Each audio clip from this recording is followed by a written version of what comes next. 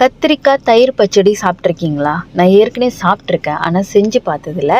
இன்றைக்கி ட்ரை பண்ண போகிறேன். நல்லா 4-5 பேர் தாராளமாக சாப்பிட்ணுன்னா நீங்கள் 2 லாங் பிரிஞ்சால் வெட்டிக்கோங்க இந்த மாதிரி. ஆனால் நான் ஒரு கத்திரிக்காய் தான் வெட்டியிருக்கேன். நமக்கு எப்போவும் கையில் உப்பு போட்டால் தாங்க கரெக்டாக இருக்கும். மீன் கறி தூள் கொஞ்சம், மஞ்சத்தூள், அப்புறம் சீரகப்பொடி. தண்ணிக்கு பதிலாக நீங்கள் கொஞ்சம் எண்ணெய் ஆட் பண்ணிக்கோங்க. நான் என்னோடய எல்லா சமையல்லையும் லைட்டாக பெப்பர் போட்டு விட்ருவேன். தண்ணி கலந்து பேஸ்ட் மாதிரி ஆக்கிடாதீங்க, அப்புறம் அது சட்டியில் தான் வந்துட்டு ரொம்ப மசாலா போயிடும். அப்புறம் இந்த மாதிரி நல்லா பிழைஞ்சிக்கோங்க.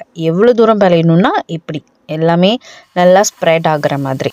சோஃபா ரொம்ப ஈஸியான டிஷ் மாதிரி தானே இருக்குது. எஸ், இது ரொம்பவே ஈஸி. நல்லா க்ரோப்போ மாதிரி பொரிச்சு எடுத்துக்கோங்க. அந்த கேப்பில் வந்து நம்ம தயிர் எடுத்துக்கலாம். நீங்கள் ஃப்ரெஷ்ஷான தயிரும் யூஸ் பண்ணிக்கலாம். நான் இந்த ரெடிமேட் தயிர் தான் யூஸ் பண்ணுறேன். இப்படி நல்லா பீட்டர் வச்சு அடிச்சிங்கன்னா அது ஒரு மாதிரி க்ரீமியாக ஆயிரும். பொரிச்சு வச்சுருக்கிற கத்திரிக்காயில் நீங்கள் அதை ஆட் பண்ண வேண்டியது தான். கடைசியாக கொஞ்சம் வெங்காயம் போட்டு இந்த பச்சடியை வந்து நீங்கள் சர்வ் பண்ணலாம். நல்லா மிக்ஸ்